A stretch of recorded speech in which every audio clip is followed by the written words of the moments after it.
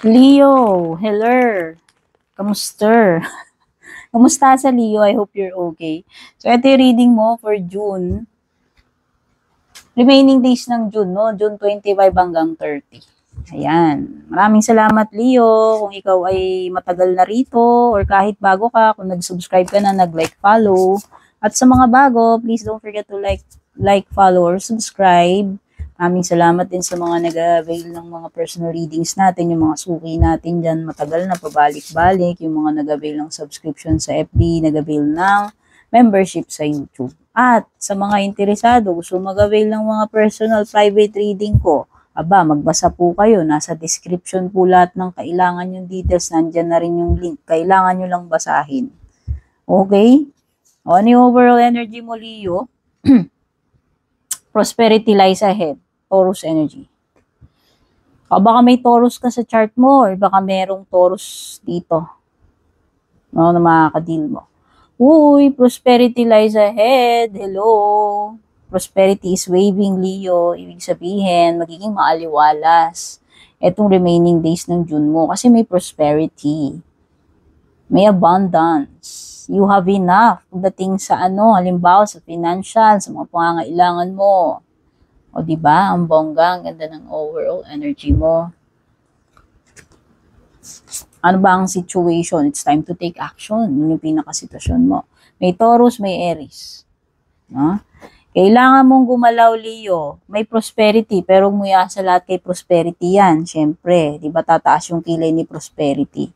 So, kailangan may gawin ka. Yun ang ibig sabihin nito. Itong mga natitirang araw ng June.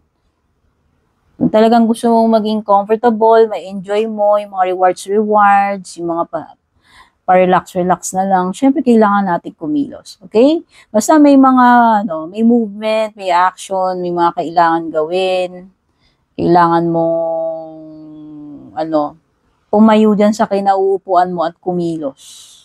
Do something about this situation, kung ano man yan. Kailangan ng action, ng effort, Leo. Ano pa? Nothing will come of this situation. Okay, may ang pinaka-problema mo dito. Pwedeng meron kayong isang bagay na pinag-aaksayan ng energy, attention ninyo. Pagod, pero mukhang wala naman yatang kahihinatnan or mukhang walang mapapala na matinong outcome doon. Ayan.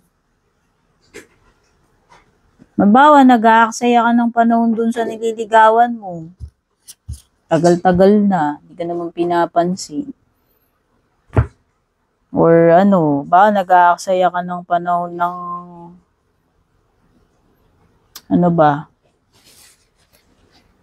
kung meron ka mang project or pinagkakaabalahan na pwedeng hindi magbunga ng walang benefit or walang maliwanag na bunga na mapapala doon. Okay? Pwedeng yun yung pinaka-problem or challenge. No, ba nagpuput ka ng effort? Ibig sabihin, you're directing your energy sa isang maling, alam mo na, pwedeng pwedeng hindi ka na dapat nag-aaksaya ng energy doon, pero doon mo binubuhos lahat yung energy mo. Ayun, yun yung ibig sabihin.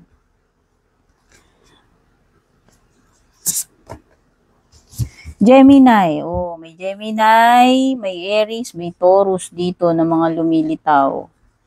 The answers you need are coming. Huwag ka mag-alala. Kung may mga gusto kang malaman, matuklasan, Leo, mga katanungan, mabibigyan din kaliwanagan yan kasi the answers you need are coming. Paparating na lahat sa'yo yung answers na kailangan mo. Malalaman mo rin yan in due time kung ano yung mga dapat ma-reveal dyan, yung mga dapat malaman. So, iba kung naghihintay kayo ng mga email, mga confirmation, mga reply dyan, galing sa company, galing sa kung kanino man, ito yun. No? Step out of your comfort zone, Leo.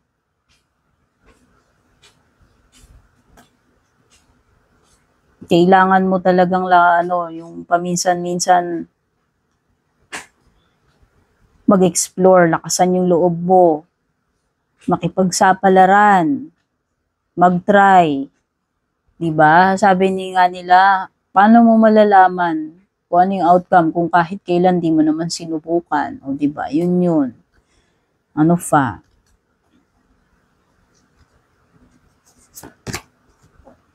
A time to give rather than take. May Virgo energy. Okay, Taurus, Gemini, Aries, and Virgo energy lumitaw. This time, Leo, it's about giving, not receiving. So, ikaw ngayon ang mag-give out. Ikaw ngayon ang maglalabas. Ikaw ngayon ang mag-a-adjust. Ikaw ngayon yung magbibigay, magpapakumbaba.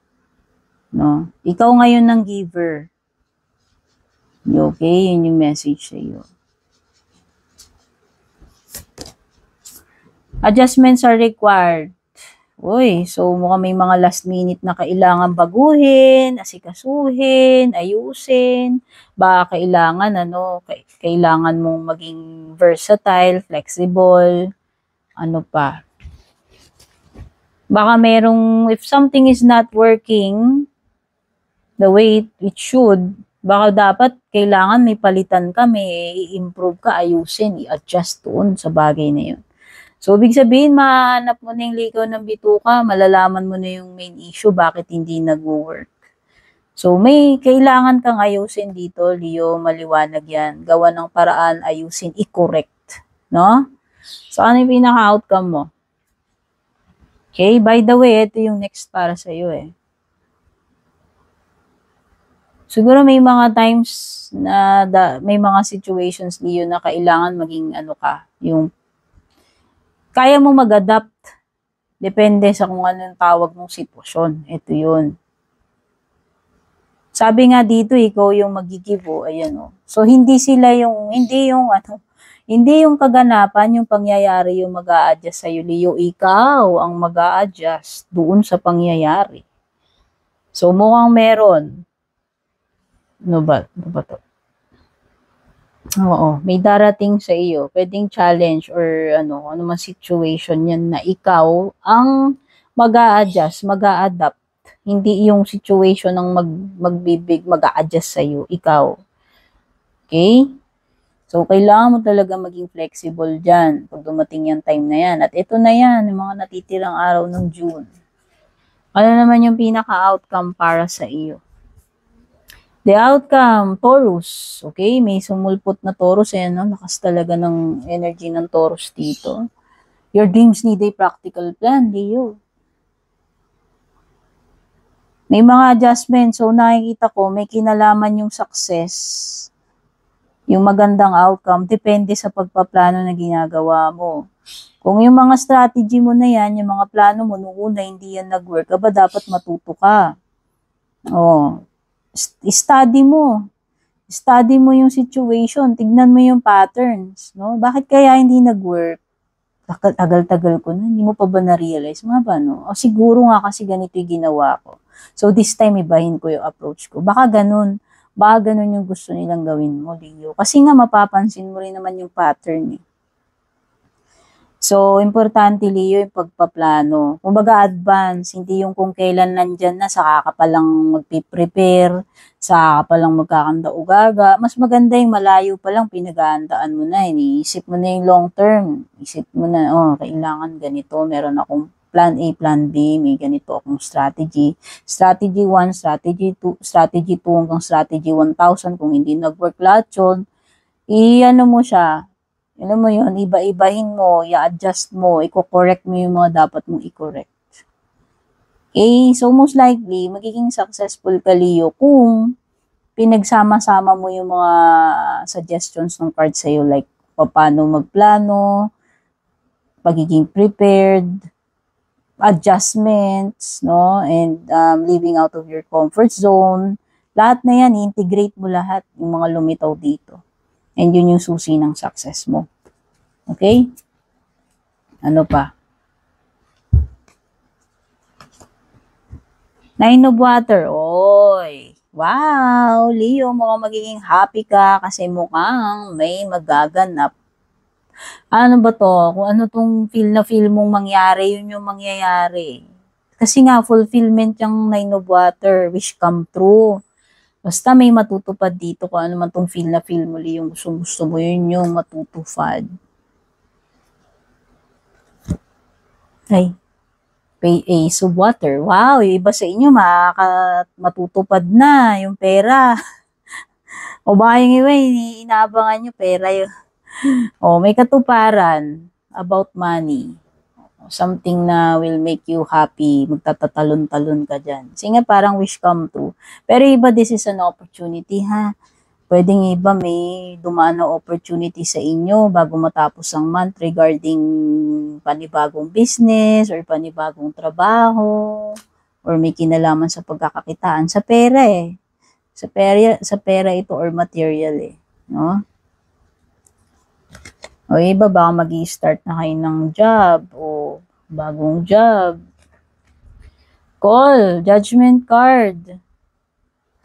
Wake up call to Leo. Sa tingin ko magigising ka dito.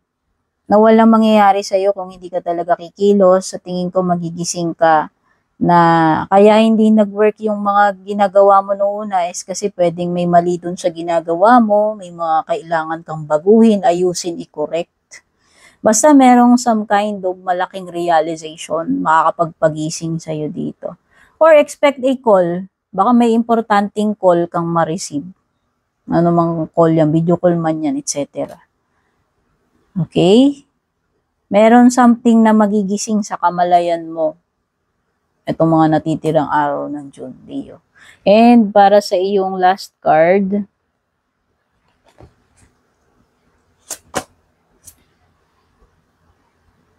bless your lovely self. Ang ibig sabihin nito, you need not the approval of others.